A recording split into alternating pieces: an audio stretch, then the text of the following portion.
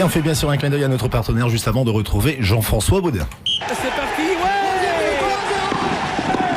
Retrouvez l'actualité et l'analyse sportive du jour grâce à l'expertise de Canal+. Toutes les infos, tous les résultats, avec Canal+, soyez au cœur du sport. C'est donc le magazine des sports du lundi avec une invitée exceptionnelle. Nous vous l'avons annoncé sur Radio Rythme Bleu. Clarisse Agbenienou est avec nous. Bonjour. Bonjour. Merci d'avoir accepté notre invitation juste après votre 4e titre de championne du monde. On va évidemment en parler avec vous. Vous êtes en compagnie de Pierre-Jean Loung, le président de la Ligue. Bonjour. Bonjour. Qui doit être aussi un président heureux, bien évidemment. Ça va, Clarisse Agbenienou, vous réalisez un petit peu ce qui s'est passé au Japon, 4e titre de championne du monde? C'est vrai que j'ai mis un peu de temps à réaliser. Je réalise toujours pas vraiment que j'ai réussi à avoir 4 médailles d'or mondiales. Mais ça fait du bien. Ça fait du bien parce que c'est tous les efforts que j'ai réalisés en commençant le judo et en continuant comme ça. Et c'est en voyant les petits, voilà, ici en Calédonie, en voyant comment j'étais avant. Et je me dis que j'ai fait du chemin. Et peut-être que j'en ferai...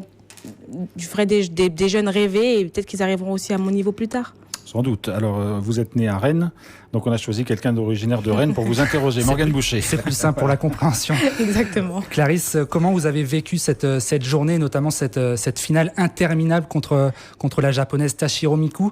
On rappelle que le temps d'un combat, c'est 4 minutes normalement. Là, ça a été 11 minutes de combat. Comment vous avez vécu cette finale? La journée a bien commencé, a été très rapide au début. C'est vrai que je me dis qu'heureusement que j'ai économisé de l'énergie pour la finale. Et la finale, ça a été, je pense, l'une de mes plus beaux matchs, avec vraiment une adversaire redoutable. J'ai pris la japonaise pendant au moins 10 fois ou 11 fois. On s'est déjà rencontrés. Et à chaque fois, ça devient de plus en plus dur. C'est vrai qu'elle aussi, elle apprend vite et bien. Et moi, je veux rien lâcher. Mais je ne pensais pas passer 11 minutes quand même sur un tatami.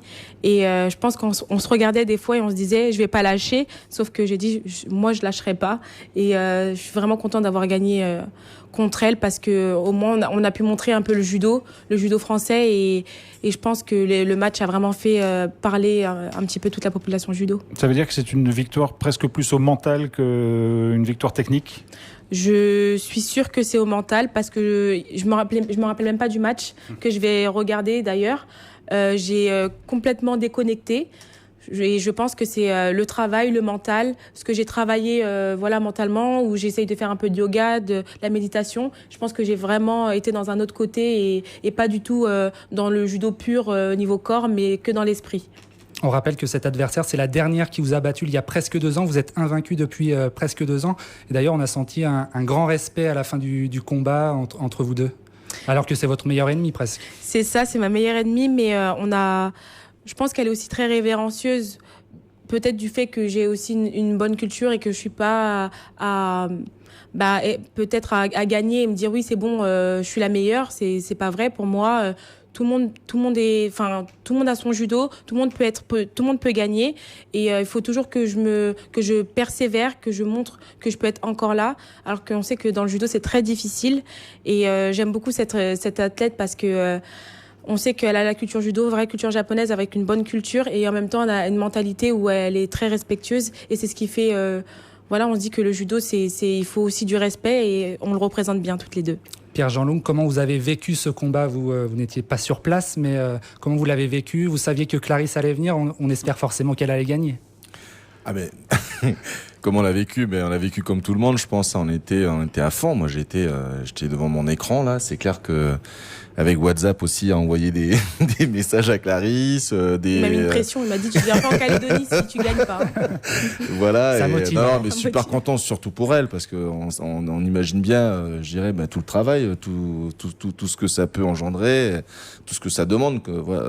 Voilà. Et très honnêtement, on est fiers et surtout honorés, je dirais, qu'elle ait choisi de venir un peu se reposer un peu avec nous, quoi. Ici, c'est quand même, pour nous un immense honneur, voilà, et surtout derrière la possibilité, pour nos jeunes un peu de toucher un peu le Graal, quoi. Je veux dire, côtoyer un peu, je dirais, ce que c'est que, je dirais, qu'une championne, voilà, et pouvoir aussi échanger, voilà. Et moi, je voulais quand même profiter là pour dire à Clarisse un grand merci parce que elle est généreuse, elle partage et je pense que nos jeunes, elle arrive à leur mettre là en très peu de temps, là, vous voyez, elle est arrivée mercredi. Jeudi, elle était sur le tapis. C'est quelque chose. Voilà, c'est.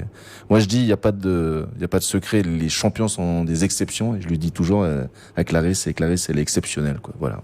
Pas de vacances, Clarisse, hein, vous êtes rentré direct, vous n'êtes même pas rentré en métropole, vous êtes venu directement en Nouvelle-Calédonie, donc pas de vacances pour l'instant. On profite quand même un petit peu de la Nouvelle-Calédonie malgré tout. Ah non, mais c'est des vacances pour moi. C'est encore mieux que des vacances parce que je fais partager un petit peu ma passion avec les jeunes et en même temps, Pierre-Jean et toute la communauté de Pierre-Jean et judo me montrent ce beau pays. Alors, je peux pas rêver mieux. Alors, vous êtes la seule judokate française avec 4 titres mondiaux à votre palmarès. Qu'est-ce que ça fait? Qu'est-ce que vous ressentez? C'est vrai que avant de commencer, quand j'étais encore 3 fois championne du monde, souvent Lucie me disait, Lucie Jevries ou Brigitte Dédier, bon, est-ce que tu vas rester dans les 3 ou tu vas essayer de nous dépasser? Et c'est vrai que au début, on n'est pas forcément dans un record parce qu'on cherche la performance pour soi-même. Mais après, je me suis dit que je suis la plus titrée mondiale de ces 3 grandes dames. Là, je me suis dit, ah ouais, quand même, je suis peut-être montée encore d'un cran. Et à chaque fois, je réalise pas. Et à chaque fois, quand je voyais moi, Jevries ou Lucie, avec une telle maîtrise du sport et voilà, c'est vraiment des femmes qui vraiment, elles sont déterminées. Et je me suis dit non, moi je suis pas comme ça, je suis un peu autre chose, j'aime un peu la vie, je suis peut-être pas dévouée à 100%, mais après chacun a son caractère et chacun fait avec ses armes. Et là je me dis ouais, je l'ai fait quand même. Il faut que je réalise, c'est beau. Alors il y aura un autre défi qui va se présenter à vous forcément dans un an à Tokyo. Un an des Jeux Olympiques, cette victoire dans les championnats du monde à Tokyo, c'est forcément bon signe. C'est bon signe. Là, j'ai pris plein de bonnes vibes. Je sais où je vais combattre. J'ai gagné dans le Budokan déjà, alors que j'avais perdu il y a 9 ans de ça à Tokyo, au championnat du monde, mes premiers championnats du monde d'ailleurs. Mais au moins, après la température, on sait, il y a de l'humidité, il y a la chaleur, on s'est adapté un petit peu. Et en tout cas, je sais que j'ai pris mes marques, mais par contre, c'est les autres qui auront des problèmes. Comment vous allez préparer cette échéance parce que c'est le seul titre qui vous manque, est-ce que ça vous met la pression? Je pense qu'il faut pas que je me la mette. Durant toutes ces années, voilà, ces 3 dernières années après Rio où j'ai perdu en finale, j'ai travaillé certaines choses. Je pense que je suis sur un bon cheminement. Alors, je vais essayer de pas changer ce chemin-là. J'ai évolué dans le temps et je sais où je veux aller, je sais où je vais. Et c'est pas parce que c'est les Jeux Olympiques qu'il faut que je change.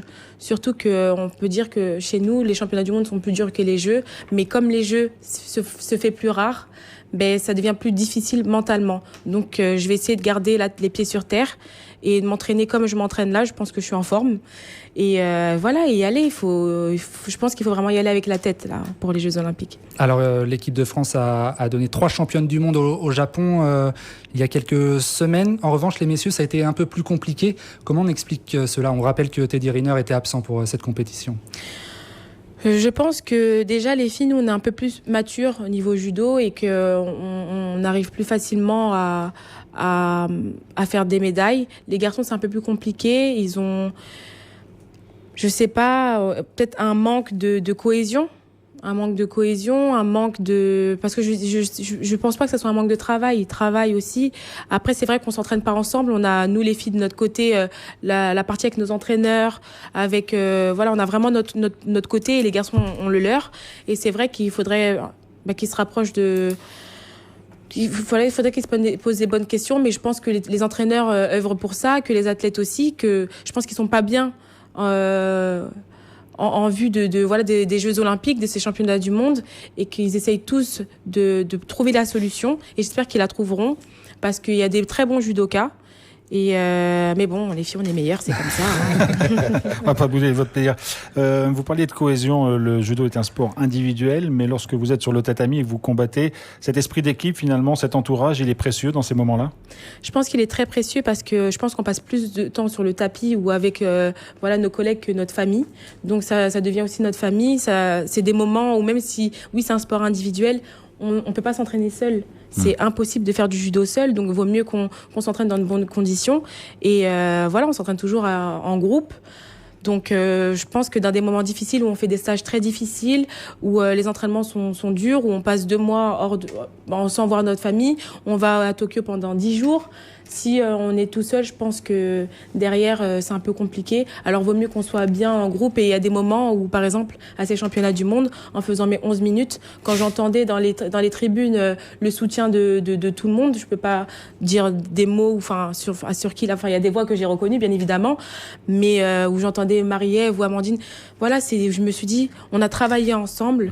Et là, derrière, elles sont encore derrière moi. Alors, quand il y a des moments difficiles comme ça fait du bien d'entendre les coéquipiers ou l'entraîneur, l'arbitre ou un peu tout le monde, ou même ma famille qui était là. Il y avait mon papa, ma maman, mon petit frère. Voilà, il y avait aussi ma conseillère Nadia. C'est des moments où on se dit, il y a des gens derrière moi, donc il faut y aller, je peux pas craquer. C'est pas maintenant. Et ça rebooste. Pierre-Jean, vous avez le flair, vous, pour inviter les grands champions au bon moment. On se souvient de Teddy Riner fin 2017. C'est tout un art. Teddy Riner qui venait de remporter son 10e titre de champion du monde. Aujourd'hui, Clarisse, comment vous faites? La Calédonie porte chance aux Bleus, en tout cas. Surtout savoir qui vous allez inviter la prochaine fois, ça peut peut-être lui donner des renseignements. Nouvelle-Calédonie, terre de champions.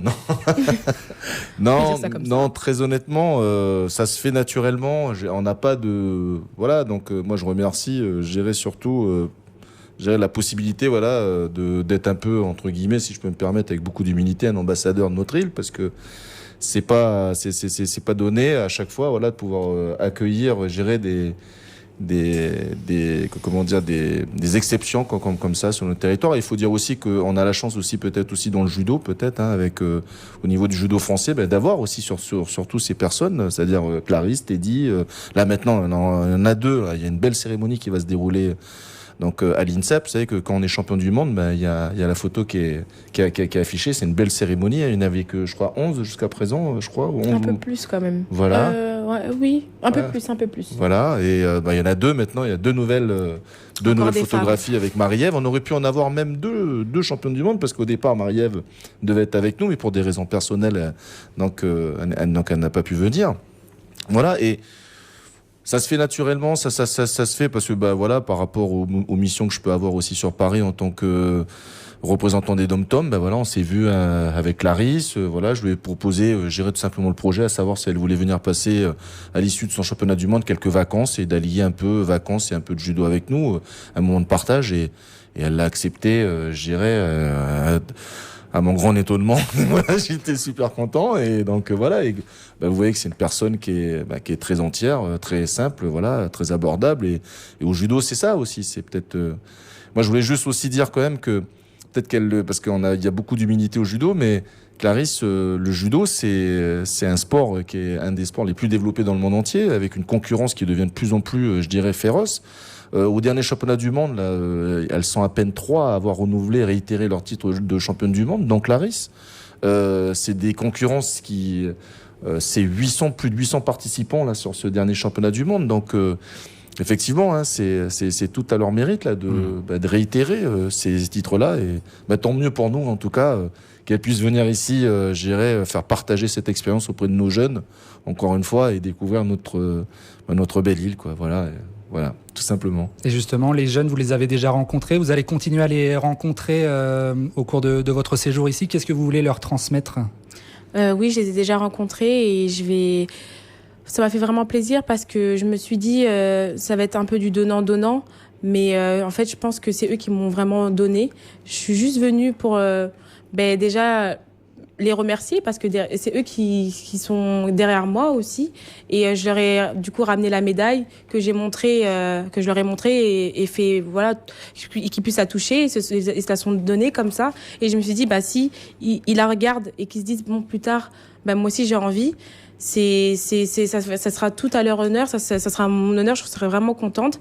Et quand je leur ai montré un petit peu ce que je faisais techniquement, et que j'ai vu qu'ils étaient à l'écoute, il y a personne qui parlait, je me suis dit mais franchement c'est beau, en fait ils m'ont fait tellement plaisir, et je me suis dit je sais pas qui fait plaisir à qui là, mais en tout cas moi ça m'a fait très plaisir. Et derrière, en regardant un petit peu, ils sont vraiment c'est vraiment des bons judokas.